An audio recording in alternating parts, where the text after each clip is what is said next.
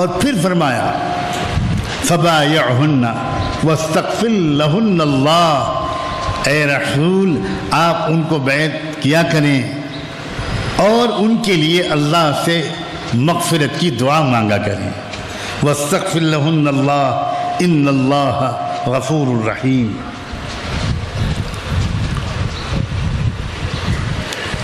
سورت کے اس حصے کی اکثر آیات میں، جیسا کہ آپ سمجھ چکے ہوں گے، یہ عام برادران وطن کا تذکرہ ہے.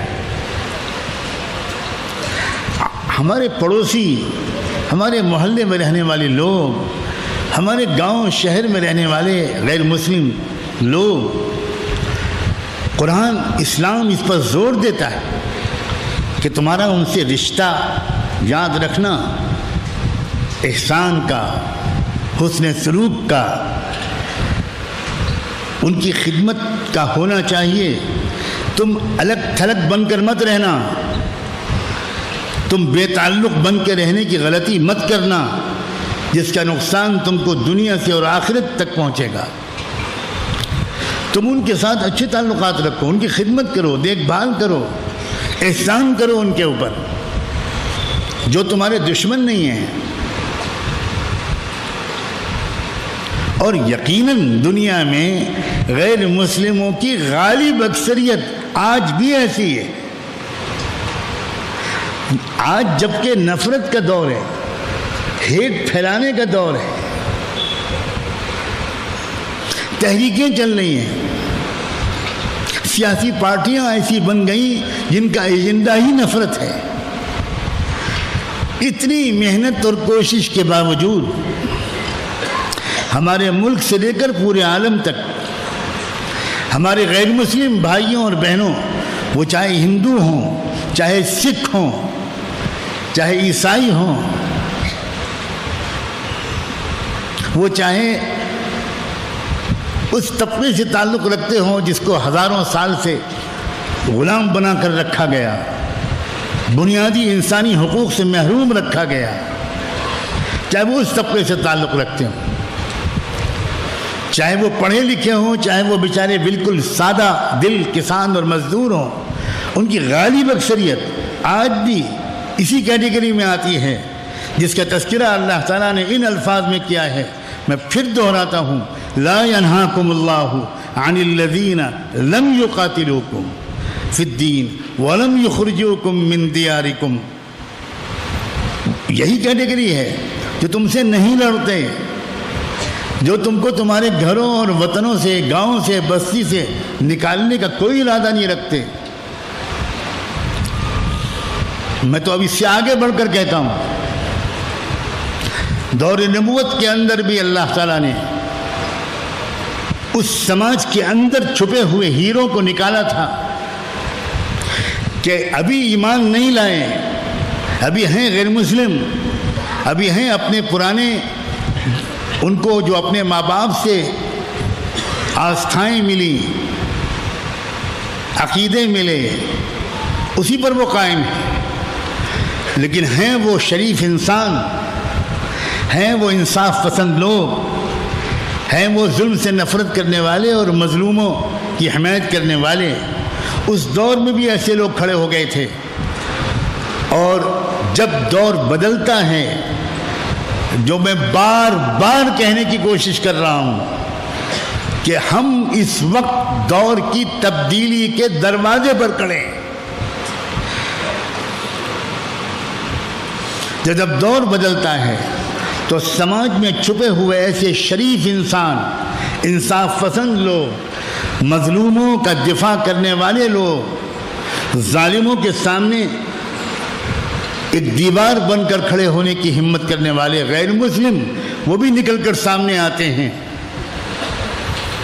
ہم دیکھ رہے ہیں اور یہ اللہ تعالیٰ کے تنہا اللہ کے حکم سے ہو رہا ہے کہ پورے سماج کے اندر ہزاروں نہیں لاکھوں کی تعداد میں وہ غیر مسلم، وہ ہندو اور وہ سکھ اور وہ عیسائی اور وہ کمیونسٹ اور وہ ایتھیسٹ اور وہ ملحد لوگ، وہ لوگ جو خدا کو نہیں مانتے، کسی مذہب کو نہیں مانتے، وہ لوگ بھی اس وقت ان ظالموں کے خلاف آہنی دیوار بن کر کھڑے ہو گئے ہیں اور مظلوم مسلمانوں یا دیگر مظلوم طبقات کی مدد کے لیے کھل کر سڑکوں پر آ گئے ہیں۔ ایسے لوگ بہت زیادہ قابل قدر ہوتے ہیں، ایسے لوگ کا دگنا حق ہوتا ہے۔ ایک تو وہ لوگ ہیں کہ نہ تو وہ ظالم کا ساتھ دے رہے ہیں نہ مظلوم کا ساتھ دے رہے ہیں، وہ بھی بہت غنیمت ہیں کہ وہ ظالم کا ساتھ نہیں دے رہے، اور ایسے کروڑوں لوگ ہوتے ہیں، لیکن ایسے بھی چند ہوتے ہیں۔ پہلے چند 100 ہوتے ہوں گے یا چند ہوتے ہوں گے، اب تو چند ہزار اور چند لاکھ نکل کر آ رہے ہیں اور پوری دنیا میں نکل کر آ رہے ہیں۔ لیکن ہم چونکہ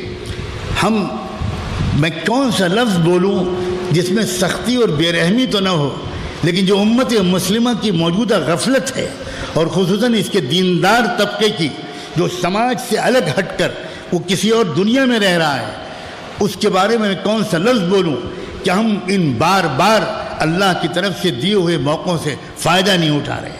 ہم آگے بڑھ کر ان انصاف پسندوں کو انکریج نہیں کر رہے، ان کی ہمت افزائی نہیں کر رہے، ان کا شکریہ نہیں ادا کر رہے، ان کو کانٹیکٹ نہیں کر رہے، ان کے لیے غائبانہ دعا نہیں کر رہے۔ اے اللہ، جو لوگ گولیاں بھی کھا رہے ہیں، لاٹھیاں بھی کھا رہے ہیں، اور اس کے باوجود وہ حالانکہ وہ مسلمان نہیں ہیں ان میں سے بہت سے لوگ، اور وہ مظلوم مسلمانوں کی مدد کے لیے یا دوسرے مظلوموں کی مدد کے لیے نکل کر آئے ہیں۔ اللہ، ہم تو ان کو کچھ نہیں دے پا رہے ہیں، آپ اپنے خزانے کا سب سے قیمتی تحفہ ان کو دے دیجیے۔ ہم کو تو دعا بھی کرنے کی توفیق نہیں ہو رہی، ہم شکریہ کیا ادا کریں گے؟ اور کیا کہا تھا اللہ کے رسول نے؟ فرمایا تھا من لم یشکر الناس لم یشکر اللہ۔ جو نظر آنے والے انسانوں کے احسانات کا شکر گزار نہیں ہوگا وہ اللہ کا شکر کیا ادا کرے گا؟ اللہ کے تو پردے کے پیچھے سے احسانات کرتا ہے، نہ ہم اللہ کو دیکھ پاتے ہیں، نہ اللہ کے احسان دینے کے طریقے کو دیکھ پاتے ہیں، لیکن جو سامنے کھڑا ہے، جو احسان کرتا ہوا ہم کو دکھائی پڑ رہا ہے، جو یہ تک کہہ رہا ہے کہ تم ہم سے کاغذ مانگو گے، ہم کاغذ نہیں دیں گے، اور ہم اس کاغذ کے اندر ہم اپنا نام مسلمانوں والا لکھوائیں گے۔ غیر مسلم کہہ رہا ہے۔ ہم کو یہ بھی توفیق نہیں ہوتی کہ ہم ایسوں کا شکریہ ادا کریں، ایسوں کا احسان مانیں، ایسوں کے لیے تنہائیوں میں دعائیں مانگیں، ہم کو یہ بھی احساس نہیں ہوتا۔ یہ ہماری ناقص دینی تربیت کا نتیجہ ہے۔ میں صاف لفظوں میں کہنا چاہتا ہوں، یہ ہماری ناقص دینی تربیت کا نتیجہ ہے۔ اسی لیے میں قرآن کو لے کر بیٹھا ہوں تاکہ کسی شکی سے شکی شخص کو یہ شک نہ ہو کہ یہ حضرت اپنے ذوق کے مطابق بات کر رہے ہیں۔ ذوق کے مطابق بات کرنے پر خدا کی لعنت ہو۔ بات وہ ہونی چاہیے جو اللہ نے اپنی کتاب میں اتاری ہے، جو رحمت دو عالم صلی اللہ علیہ وآلہ وسلم سکھایا کرتے تھے۔ ایک قسم وہ ہے، اور میں پھر کہہ رہا ہوں اکثریت انہی کی ہے۔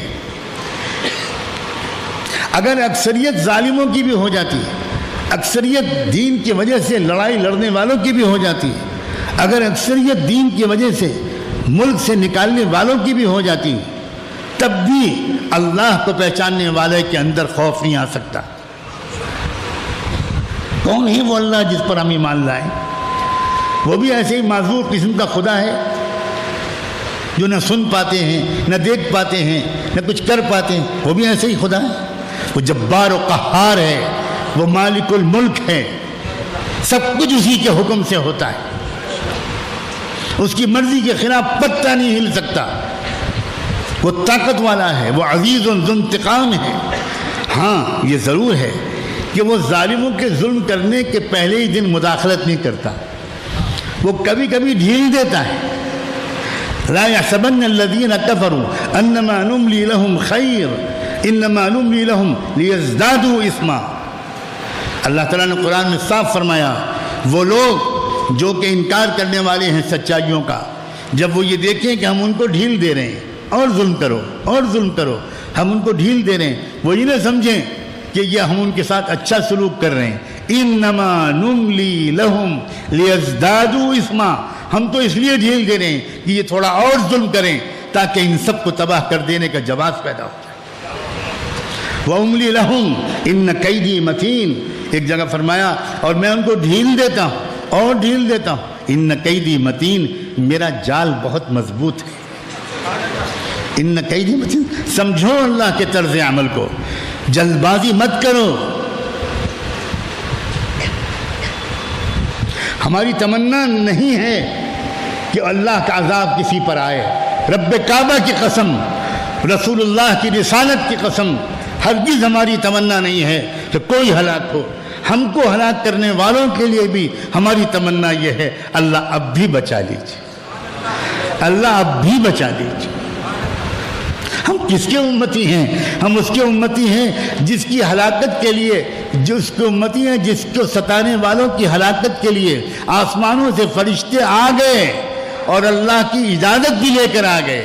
لیکن صرف یہ کہہ دیا کہ تم فرشتوں جاؤ اور اس گروہ کو تباہ کر دو، میری طرف سے اجازت ہے، مگر کارروائی شروع کرنے سے پہلے میرے محبوب سے بھی پوچھ لینا. میں حیران ہوتا ہوں اس واقعے کو جب بھی یاد کرتا ہوں. اللہ تعالیٰ نے ایسا کیوں فرما دیا؟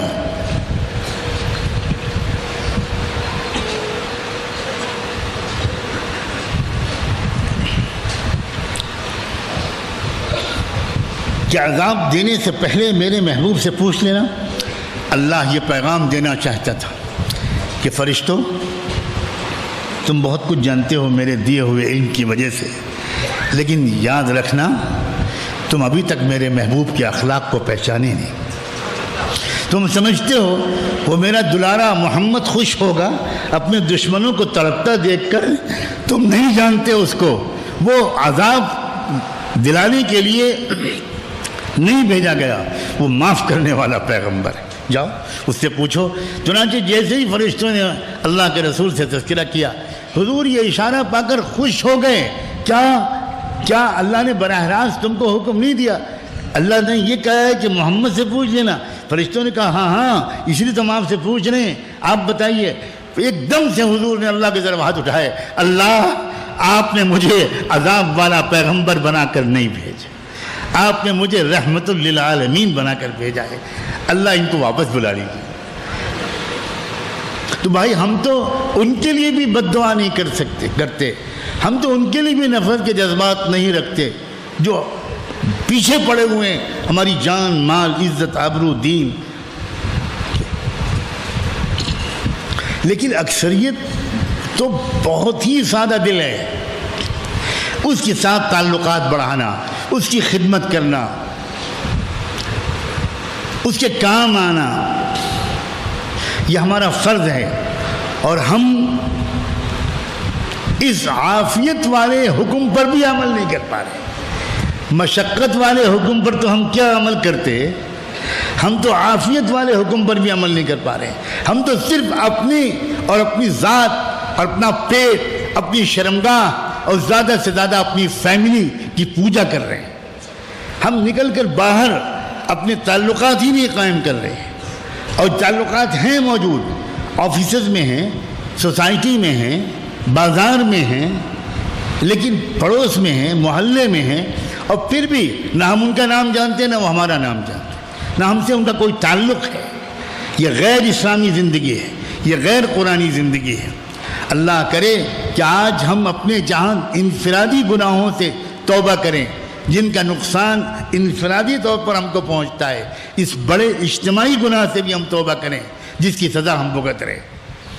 واتقوا فتنة لا تصيبن الذين ظلموا منكم خاصة واعلموا ان اللہ شدید العقاب. اب وہ لوگ جو دشمنی کا اعلان کر چکے، جو لڑائی چھیڑ چکے، جو بدترین بدخواہ اور دشمن ہیں اور کسی قیمت پر ہم کو ایمان پر جینے اور مرنے کے لیے کی اجازت دینے کے لیے تیار نہیں ہیں، جو تمام معاہدوں کو توڑ چکے، اعلان جنگ کر رہے ہیں اور کر چکے، کیا قرآن ان کے بارے میں ہمیں کوئی ہدایت نہیں دیتا؟ ہمیں اس کے بارے میں کسی سیاسی لیڈر کی رہنمائی کی ضرورت ہے. کسی بھی مسئلے میں قرآن کے علاوہ اگر کسی اور چیز کی طرف رہنمائی لی گئی تو سوائے بھٹکنے کے کچھ ہاتھ نہیں آئے گا۔ اللہ کے رسول نے صاف فرمایا ہے قرآن کی شان کے بیان کرنے میں کہ من ابتغى الہدی بغیرہ اضلہ اللہ، جو بھی کسی مسئلے کا حل یا کسی گتھی کو سلجھانے کے لیے قرآن کے علاوہ کسی اور چیز کی طرف رہنمائی دیکھے گا، تلاش کرے گا رہنمائی، تو اس کو سوائے گمراہی کے کچھ نہیں ملے گا۔ قرآن، اسی لیے میں قرآن لے کر بیٹھا ہوں۔ قرآن مجید میں اس سورہ ممتحنہ کو اللہ نے جہاں سے شروع کیا وہاں سے میں تشریح شروع کرتا ہوں۔ ارشاد ہوا یا ایھا الذین آمنوا لا تتخذوا عدوی وعدوکم اولیاء، اے ایمان والو اپنے اور میرے دشمن کو دوست مت بناؤ۔ صاف لفظ ہے قرآن، اللہ کے پرجلال انداز بیان ہے۔ لا تتخذوا عدوی وعدوکم اولیاء، میرے اور اپنے دشمن کو دوست نہ بنا لینا۔ تلقون الیہم بالمودہ، تم ان کو محبت کے پیغام بھیج رہے ہو، تم ان کو محبت کے پیغام بھیجتے ہو۔ وقد کفروا بما جاءکم من الحق، اور ان کا حال یہ ہے کہ جو سچائی کا پیغام تم تک پہنچ چکا وہ سچائی کے پیغام کے انکاری ہیں، کسی طرح غور کرنے اور ماننے کو تیار نہیں ہیں۔ یخرجون الرسول وایاکم ان تؤمنوا باللہ ربکم،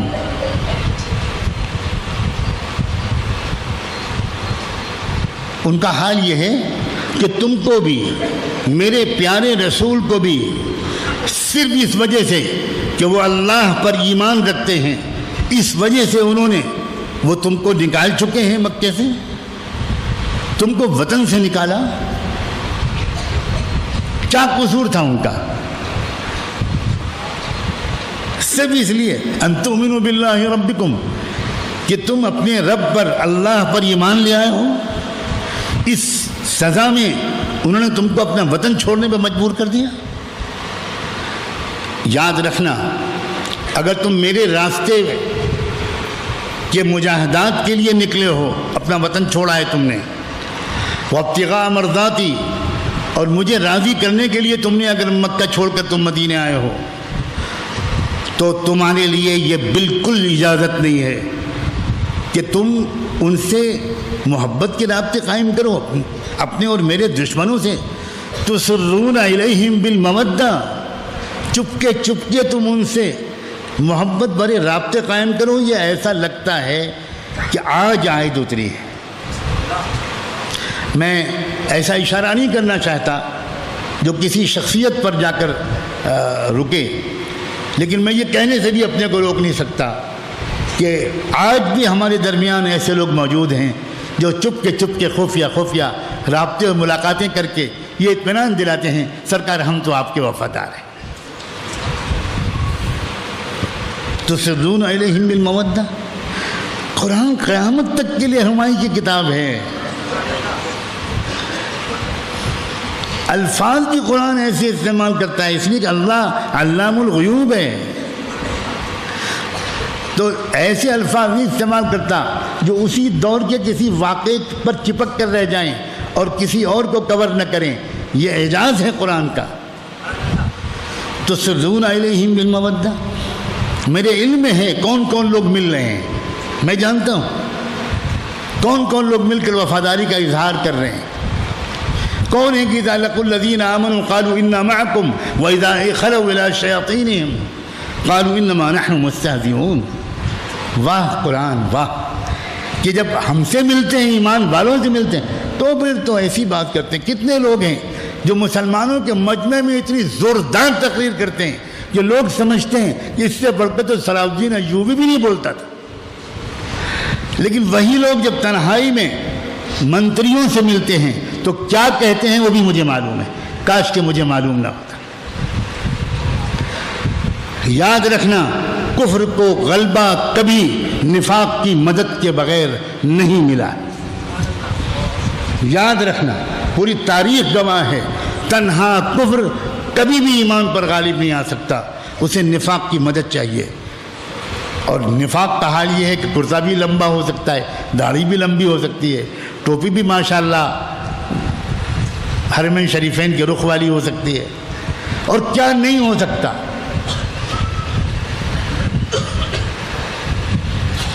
فرمایا اعلم بما اخفیتم وبما اعلنتم، اللہ اکبر۔ اللہ تعالیٰ فرماتے ہیں اور میں خوب جانتا ہوں کہ تم کیا کچھ باہر کہتے ہو اور کیا چپکے کرتے ہو۔ یعنی واقعی علماء قرآن پر غور کیوں نہیں کرتے بھائی؟ علماء قرآن سے دور ہو گئے۔ آپ کو ایسا لگ رہا ہوگا کہ آج پہلی بار آپ یہ آیات سن رہے ہیں۔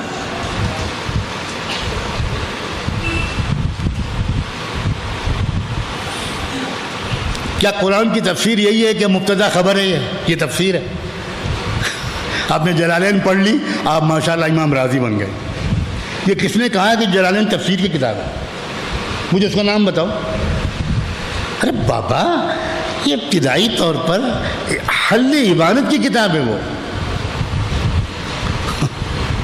اور آپ فرما رہے آپ تفسیر کیا پڑھتے ہیں؟ جلالین پڑھتا ہوں۔ اللہ تعالیٰ جلدی سے آپ کے بچوں کا کوئی اور سرپرست پیدا کر دے۔ اتنی اچھی دعا دے رہا ہوں پھر بھی آپ نہیں کہہ رہے۔ آج آپ لوگ بہت سمجھداری کی قسم کھا کے آئے ہیں، میرے پھینکے ہوئے کسی جال میں نہیں پھنس رہے۔ وَأَنَا أَعْلَمُ بِمَا أَخْفَيْتُمْ وَمَا أَعْلَنْتُمْ، میں خوب جانتا ہوں کیا تم چپکے کرتے ہو کہتے ہو اور کیا تم کھل کر سب کے سامنے کرتے ہو۔ وَمَنْ يَفْعَلْهُ مِنْكُمْ فَقَدْ ضَلَّ سَوَاءَ السَّبِيلِ، اور جو بھی اس طرح کا منافقانہ رویہ اختیار کرتا ہے، سن لے کان کھول کے کہ وہ سیدھے راستے سے دور چلا گیا ہے۔ فَقَدْ ضَلَّ سَوَاءَ السَّبِيلِ إِن يَثْقَفُوكُمْ يَكُونُوا لَكُمْ أَعْدَاءً وَيَبْسُطُوا إِلَيْكُمْ أَيْدِيَهُمْ، تم جن دشمنوں کے ساتھ دوستیاں کر رہے ہو ان کا حال یہ ہے کہ اگر وہ تم پر قابو پا جائیں تو وہ کھلا تمہارے دشمن بن کر سامنے آئیں گے۔ وَيَبْسُطُوا إِلَيْكُمْ أَيْدِيَهُمْ، اور تم پر دست درازی کریں گے، ہاتھ اٹھائیں گے تم پر۔ وَأَلْسِنَتَهُمْ بِالسُّوءِ، اور زبان سے بھی بہت ہی ناخوشگوار باتیں کہیں گے، بہت زیادہ غلط اور مجرمانہ قسم کی باتیں کریں گے، بہت نفرت پھیلانے والی باتیں کریں گے۔ وَوَدُّوا لَوْ تَكْفُرُونَ، اور ان کی اصل تمنا یہ ہے کہ تم ایمان سے محروم ہو کر پھر سے کافر بن جاؤ۔ کیا قرآن مجید ایسا نہیں لگ رہا کہ یہ آیتیں آج اتری؟ امت کے علماء جب تک قرآن پر تدبر نہیں کریں گے وہ امت کی صحیح رہبری نہیں کر سکتے۔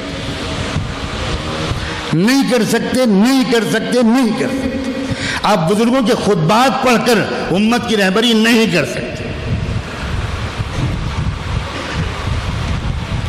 خطبات ایک مخصوص ماحول میں ہوتے ہیں۔ جس بزرگ نے وہ بیان کیا تھا وہ کہاں کیا تھا، اس مجمع کے سامنے کیا مضمون بیان ہونا تھا، وہ الگ چیز ہے۔ ہو سکتا ہے اس وقت کے حالات کے مطابق اور اس مجمع کے مطابق وہ بہت مناسب ہو، اور آپ کو ماشاءاللہ وہی خطبات آپ نے پڑھے اور کچھ رٹا کچھ چرایا اور اس کے بعد بیان کر دیا اور خوب ہاتھ چموائے کہ آج تو حضرت نے بالکل ماشاءاللہ تورات اور انجیل کی یاد تازہ کر دی، قرآن کی نہیں۔ کیا آپ نے کبھی ایسا کیا ہے کہ آپ کے پاس کوئی مریض آئے اور آپ یہ کہیں کہ حکیم اجمل خان نے نسخہ لکھا تھا، وہ نسخہ میں آپ کو پلاتا ہوں، انشاءاللہ بہت جلدی قبرستان کی آبادی میں اضافہ ہوگا۔ ارے بھائی اس مریض کو دیکھو یار جو تمہارے پاس آیا ہے، وہ 150 سال پہلے کا مریض کا حال دوسرا تھا، آپ وہی غذا اس کو دے رہے ہیں، وہی دوا اس کو دے رہے ہیں۔ یہ علماء کا فرض نہیں ہے، علماء کاہل ہو گئے، علماء محنت نہیں کرتے، قرآن پر میں داخل نہیں ہوتے، قرآن مجید کی گہرائیوں کو سمجھنے کی کوشش نہیں کرتے۔ کیسے ان کو معلوم ہوگا کہ امت کو کیا رہنمائی دینی چاہیے؟ اور پھر فرمایا لن تنفعکم ولا ارحامکم یوم القیامت یفصل بینکم۔ دو طرح سے اس آیت کو پڑھا گیا ہے۔ لن تنفعکم اولادکم ارحامکم ولا اولادکم، یہاں پر وقف، اور پھر یوم القیامت یفصل بینکم. ایک قرأت یہ ہے اور ایک قرأت یہ ہے کہ لن تنفعکم ارحامکم ولا اولادکم یوم القیامہ یفصل بینکم. تو ایک یوم القیامہ پر وقف ہے اور ایک ولا اولادکم پر وقف ہے. یوم القیامت یفصل بینکم یا ولا اولادکم پر وقف، یوم القیامت یفصل بینکم یا ولا اولادکم یوم القیامہ. ولا اولادکم پر وقف ہو یا یوم القیامہ پر وقف ہو. مطلب دونوں صورتوں میں یہ ہوگا، دونوں صورتوں میں تھوڑا الگ الگ ہوگا. لن تنفعکم ارحامکم ولا اولادکم، تمہارے رشتہ دار اور تمہاری اولادیں تمہارے کام نہیں آئیں گی قیامت کے دن. یفصل بینکم، تم سب کو الگ الگ کر دے گا اللہ. یہ اسی طرح کی آیت ہے، مفہوم نکلے گا جیسے کہ دوسری آیت میں فرمایا یوم یفر المرء من اخیہ وامہ وابیہ وصاحبتہ وبنیہ. بھاگے گا اس دن انسان، بھاگے گا اپنے بھائی سے، اپنے باپ سے، اپنی ماں سے، اپنی بیوی کو دیکھ کر بھاگے گا، اپنے بچوں سے بھاگے گا. نفسی نفسی کا عالم ہوگا. اور دوسرا مفہوم یہ ہو سکتا ہے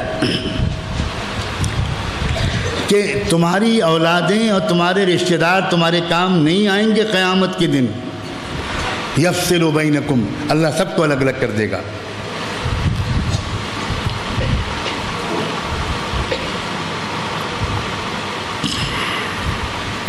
یا اس دنیا میں بھی تمہاری اولادیں اور تمہارے رشتہ دار کام نہیں آئیں گے. یوم القیامت یفصل بینکم، قیامت کے دن اللہ تمہارے درمیان فیصلہ فرمائے. دونوں مطلب اس کا ہو سکتا ہے. واللہ بما تعملون بصیر. اب آگے ذرا اور زیادہ غور سے سننے والی آیت ہے.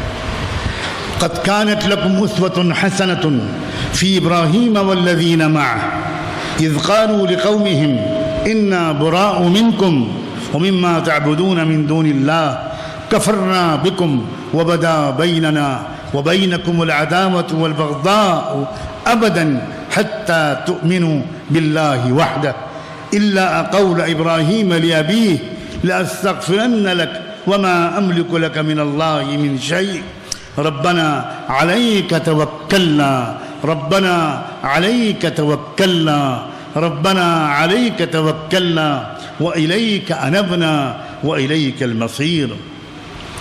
فرمایا اے محمد کے ساتھیوں، اے ایمان والو، تمہارے لیے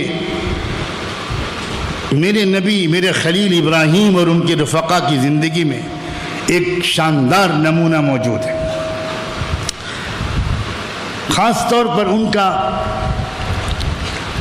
یہ جملہ جب انہوں نے اپنے دین کی لائن کے کھلے ہوئے دشمنوں کو خطاب کرتے ہوئے کہا تھا کہ ہمارا تم سے اور اللہ کے سوا تم جس کی بندگی کرتے ہو اس سے کوئی تعلق نہیں. صاف لفظوں میں ہم تمہارے عقائد کے منکر ہیں اور ہمارے اور تمہارے درمیان ایک عداوت اور بغض پیدا ہو گیا ہے. یاد رکھیں، یہ عام غیر مسلموں سے ابراہیم علیہ السلام نے نہیں کہا تھا، یہ ان سے کہا تھا جو ان کو آگ میں جلا رہے تھے، جو ان کو طرح طرح سے ایمان چھوڑنے پر مجبور کر رہے تھے، دھمکیاں ہی نہیں دے رہے تھے، بری طرح ٹارچر کر رہے تھے. فرمایا جب تک تم ایک اللہ وحدہ لا شریک پر ایمان نہ لے آؤ ہم تم سے محبت کا تعلق نہیں رکھ سکتے. ہاں ایک بات ابراہیم کی زبان سے اور نکلی تھی، اس کو اپنے لیے نمونہ مت سمجھنا. اور وہ کیا بات تھی جس میں انہوں نے اپنے والد سے، اپنے باپ سے، جو سخت ترین دشمن ہو گئے تھے اپنے بیٹے کے ابراہیم کے، ان کو خطاب کرتے ہوئے ابراہیم نے اپنے باپ سے کہہ دیا تھا کہ میں آپ کے لیے اللہ سے معافی مانگتا رہوں گا. نہیں، اللہ اکبر. ابراہیم کی اس بات کو اپنے لیے نمونہ مت سمجھنا. میرے کسی دشمن کے لیے مغفرت کی دعا کرنے کی اجازت نہیں ہے. فرمایا یہ بات ابراہیم کی، اس پر عمل نہ کرنا. یاد رکھیے گا کہ ابراہیم علیہ السلام کو اللہ تعالیٰ نے اسی وقت ٹوکا تھا اور ابراہیم علیہ السلام نے اس پر اللہ سے فوراً معافی مانگی تھی. انہوں نے اپنے باپ سے یہ بھی کہا تھا کہ آپ کے لیے اللہ کی طرف سے اور کسی چیز کا اختیار مجھے نہیں دیا گیا، بد دعا ہی کر سکتا ہوں. اے ہمارے پروردگار، آپ پر ہی ہم نے بھروسہ کیا ہے. ربنا علیک توکلنا، اللہ ہم کو اپنی ذات کا یقین عطا فرما دے. سارے مسئلوں کا حل اور سب مصیبتوں کا مقابلہ کرنا اس کے لیے آسان ہوتا ہے جس کے دل میں اللہ پر یقین کامل ہوتا ہے. یقین جب دل میں آ جاتا ہے تو ہمت آتی ہے، حوصلہ آتا ہے، استقامت آتی ہے. انسان پیچھے نہیں ہٹتا، ڈرتا نہیں، غلط چیز سے سمجھوتا نہیں کرتا، ظلم بالکل کسی پر نہیں کرتا، مگر کسی بے جا ظلم کو سہتا بھی نہیں ہے، مقابلہ کرتا ہے، ہمت سے مقابلہ کرتا ہے. ربنا علیک توکلنا وإلیک انبنا وإلیک المصیر، اور آپ ہی کی طرف لوٹنا ہے. اس کے بعد فرمایا اللہ سے دعا کرتے ہوئے مزید، ربنا لا تجعلنا فتنة للذین کفروا واغفر لنا ربنا انک انت العزیز الحکیم. اے اللہ، اے ہمارے پروردگار، ہمیں ظلم اور انکار کرنے والوں کا تختہ مشق نہ بنا. اللہ ہم کو تختہ مشق نہ بننے دے. واغفر لنا، اور ہمارے گناہ معاف فرما. انک انت العزیز الحکیم، بلا شبہ آپ ہی زبردست طاقت والے ہیں، بلا شبہ آپ ہی حکمت والے ہیں. العزیز الحکیم، ہم لوگ گزر جاتے ہیں اللہ تعالیٰ کے ناموں سے.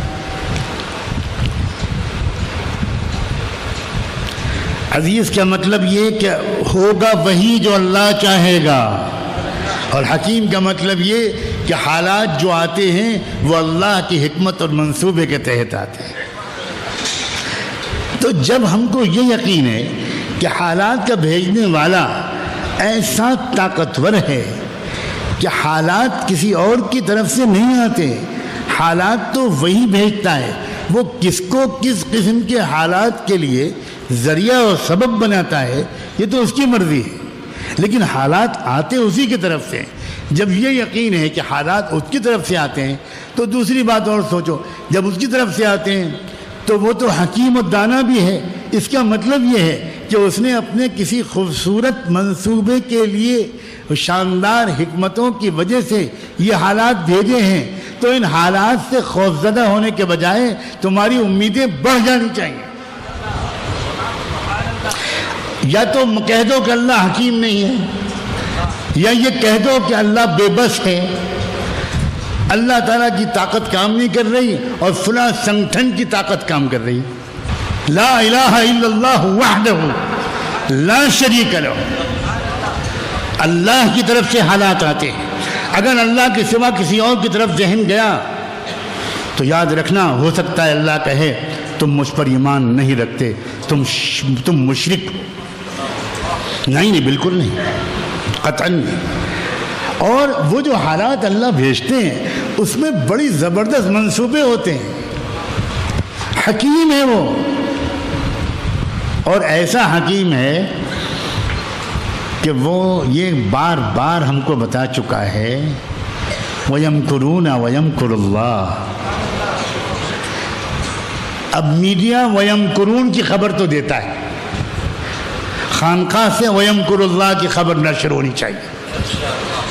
اللہ کا منصوبہ کیا ہے؟ چلے گا اللہ کا منصوبہ، لیکن یاد رکھنا اللہ کا منصوبہ انتظار کرتا ہے اپنے سچے بندوں اور بندیوں کا.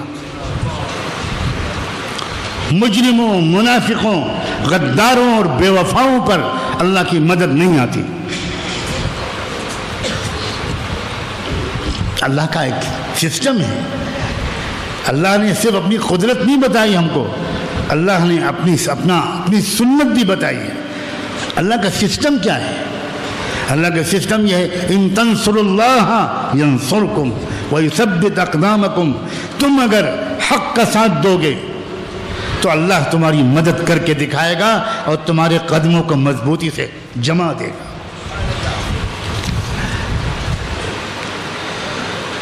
اور پھر فرمایا لقد كان لكم فيهم اسوة حسنة لمن كان يرجو الله واليوم الآخر، بے شک ان لوگوں میں تمہارے لیے، یعنی ایسے شخص کے لیے ایک بہترین نمونہ ہے جو اللہ اور قیامت کے دن پر یقین رکھتا ہے۔ یعنی ان ابراہیم علیہ السلام اور ان کے جانباز ساتھیوں کو اپنے لیے نمونہ کون بنا سکتا ہے؟ وہ بنا سکتا ہے جس کا یقین اللہ پر ہو اور آخرت پر۔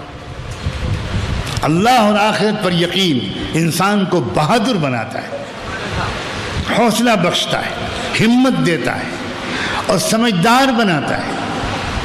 عزیز، اللہ کے اسم عزیز کا مراقبہ، اللہ کے اسم عزیز کا دھیان اور اسم عزیز کی تجلیات کو اپنی طرف مانگنے کا اہتمام، یہ امت کو قوت دیتا ہے۔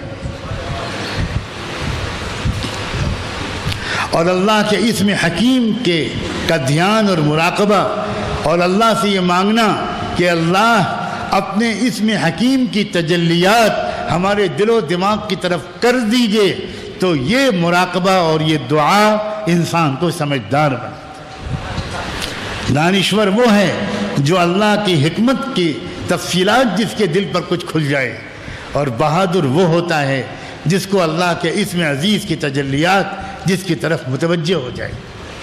یاد رکھنا، انسان کے دل کی کیفیت اور اس کے مختلف کرداروں کا جو رنگ ہوتا ہے، یہ اللہ کے ان الگ الگ اسماء کے رخ کی وجہ سے ہوتا ہے۔ جو اسماء یا جو اسم اللہ کا جس بندے یا بندی کی طرف متوجہ ہو جائے، اسی طرح کی تقدیر اس کی بن جاتی ہے۔ اللہ کا اسم معز جس بندے اور بندی کی طرف متوجہ ہو جائے، اس کو عزتیں ملتی ہیں۔ اللہ کا اسم مذل جس بندے اور بندی کی طرف متوجہ ہو جائے، وہ بندہ ذلیل و خوار ہو کر رہتا ہے۔ اللہ کا اسم وہاب، اسم فتاح، اسم رزاق، یہ اسماء اللہ کے جس کی طرف متوجہ ہو جائیں، اللہ تعالیٰ اس کی روزی میں برکت عطا فرما دیتے ہیں۔ اللہ کا اسم ہادی جس بندے کی طرف متوجہ ہو جائے، اس کے سوچنے سمجھنے کا رخ ٹھیک ہو جاتا ہے، اس کو ہدایت مل جاتی ہے، ہر مسئلے میں وہ صحیح فیصلہ کرنے کی توفیق پاتا ہے۔ ارشاد ہوا وَمَن يَتَوَلَّ فَإِنَّ اللَّهَ هُوَ الْغَنِيُّ الْحَمِيدُ، اور اگر انہیں تم پر اور جو روگردانی کرے گا، جو کوئی ابراہیم علیہ السلام اور ان کے ساتھیوں کو نمونہ نہیں بنائے گا، اس نمونے کے خلاف چلے گا، تو جان لو کہ اللہ کو اس کی کوئی پرواہ نہیں ہے۔ اللہ بے نیاز، فَإِنَّ اللَّهَ هُوَ الْغَنِيُّ الْحَمِيدُ، اللہ کو کوئی فرق نہیں پڑتا، تمہیں اس کا نقصان اٹھانا پڑے گا، اور اللہ بذات خود تمام کمالات اور ہر قسم کی خوبیوں کا مالک ہے۔ آگے ایک آیت بچی ہے جس کی تشریح ہونی ہے۔ ارشاد فرمایا عَسَى اللَّهُ أَن يَجْعَلَ بَيْنَكُمْ وَبَيْنَ الَّذِينَ عَادَيْتُم مِّنْهُمْ مَوَدَّةً۔ اللہ اکبر۔ ہمت اور بہادری سکھانے کے بعد، شجاعت سکھانے کے بعد، استقامت سکھانے کے بعد، مردانگی سکھانے کے بعد، اب اللہ تعالیٰ فرما رہے ہیں ایک بات اور سنو، مستقبل میں اور کیا ہونے والا ہے۔ فرمایا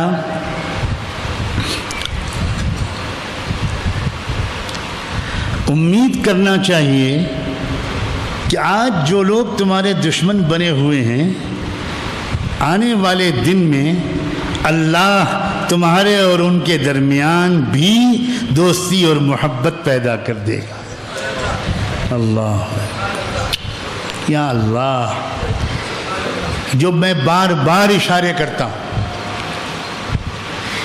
کہ اندھیری رات کے بعد روشن صبح آنے والی.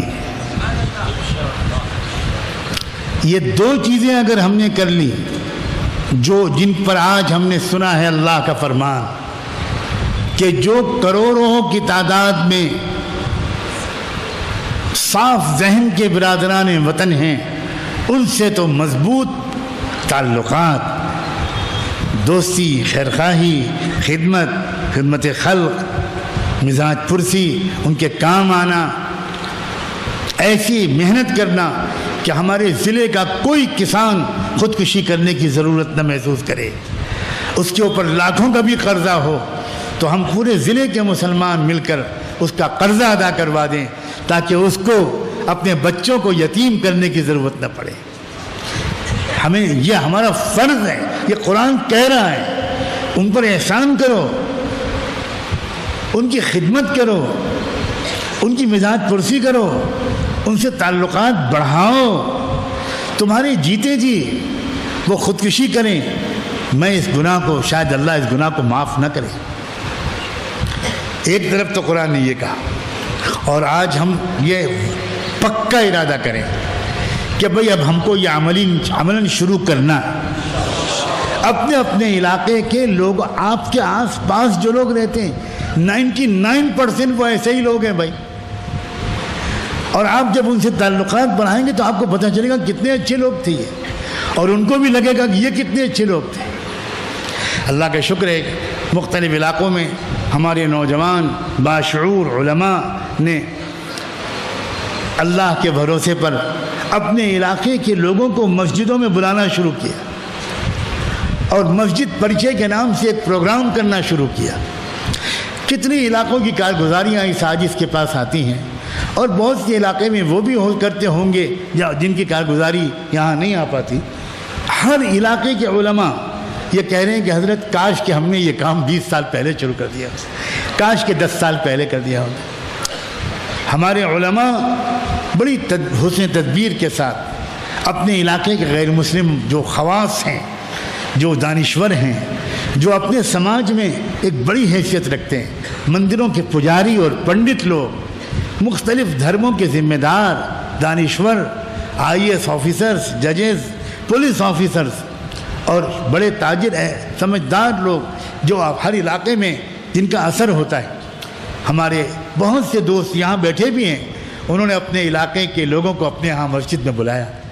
تو جب پہل ہوئی تو غیر مسلموں کو تو حیرت ہوئی. ہمارے نادان مسلمانوں کو یہ لگا ارے کافر مسجد میں، کاش کہ مجھے اجازت ہو ایک لاٹھی چارج کی.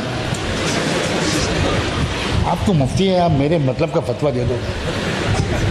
ایک لاٹھی چارج ان مسلمانوں پر جو یہ کہتے ہیں کہ کافر کو مسجد میں نہیں آنا چاہیے. سبحان اللہ. آپ کی جو مسجد ہے محلہ، کیا بتاؤں، کیا نام لوں اس کا، دو کلاں کی، وہ مسجد نبوی سے زیادہ پاک ہے. آپ لوگوں کو یہ خبر نہیں ہے کہ مسجد نبوی میں روزانہ غیر مسلم آتے تھے اور روضۃ الجنہ میں بیٹھ کر اللہ کے رسول ان سے ملاقات کرتے تھے. سبحان اللہ. حضور نے یہ بھی نہیں کیا کہ وہ مسجد کے دروازے پر وہاں بیٹھ کے بات کریں. روضۃ الجنہ اس جگہ پر بیٹھ کر آپ بات کرتے تھے. غیر مسلموں کے جو قافلے آتے تھے، جماعتیں اور وفود آتے تھے، ان سے ملاقات وہاں پہ کرتے تھے، اکرام کرتے تھے ان کا. اور بعض بہت اہم غیر مسلم شخصیتوں کو ان کے پورے رفقا کے ساتھ اللہ کے رسول نے مسجد نبوی میں قیام کروایا. آپ کا عام معمول یہ تھا کہ جب غیر مسلم قافلے آتے تھے تو ملاقات آپ مسجد میں تفصیل سے کرتے تھے، بہت ہی احترام کے ساتھ. ملاقات کی جگہ اور وقت بھی مقرر ہوتا تھا. اس کے بعد صحابہ کرام حضور کی اجازت سے قافلوں کو اپنے اپنے علاقے میں لے جاتے تھے، اپنا مہمان بناتے تھے. ایک قافلہ آیا جس میں کرسچن اسکالرز تھے، پادری لوگ تھے، بشپس تھے، فادرز تھے، ہو سکتا ہے اس سے بھی اوپر کا کوئی رینج کا کارڈینل وغیرہ ہو. بہت ہی اہم ڈیلیگیشن تھا اور وہ حضور سے لمبی گفتگو کے لیے آیا تھا. تو اللہ کے رسول نے فرمایا کہ بھئی یہ قافلہ تو میری مسجد میں میرا مہمان بن کر ٹھہرے گا. مسجد میں ٹھہرا ہے, اپنی مسجد میں قیام کروائے.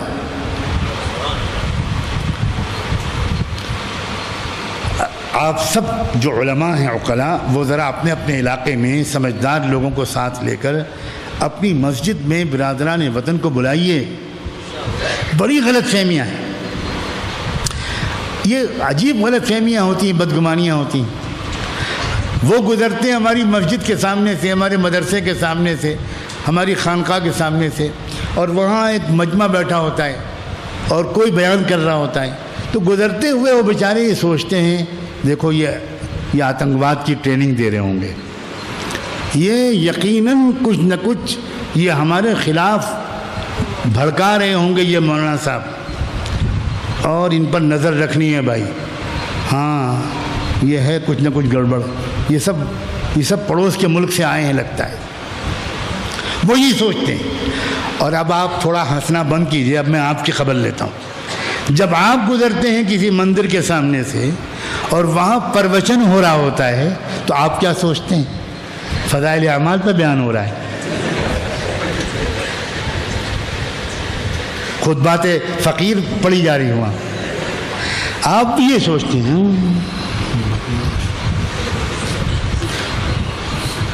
یہ سب بھڑکا رہے ہیں, یہ بدماش وشو ہندو پریشد والے نالائق یہ مندر میں ہمارے خلاف بھڑکا رہے. حالانکہ ہو سکتا ہے کہ بیچارہ یہ کہہ رہا ہو کہ بھائی ذرا ودواؤں کی سیوا کیا کرو, ذرا چڑیوں, کبوتروں, مچھلیوں کے دانے پانی کا بھی انتظام کر دیا کرو. ہو سکتا ہے وہ یہ کہہ رہا ہو, بہت اچھی باتیں کر رہا ہو, مگر آپ ان سے بدگمان اور وہ آپ سے بدگمان, اور تیسرا کوئی کہہ رہا ہے ہا ہا ہا, دونوں بیوقوف. اور وہ تیسرا اتفاق سے گجرات سے کہیں چلا گیا. کیا تماشا ہے یار. اگر ہم آپس میں رابطے بڑھا دیں تو وہ تیسرا بیچارہ خالی پھرتا رہے گا. ہمارے آپس کے تعلقات نہ بنانے کی وجہ سے اور قرآن کی آیات پر عمل نہ کرنے کی وجہ سے یہ ہو رہا ہے جو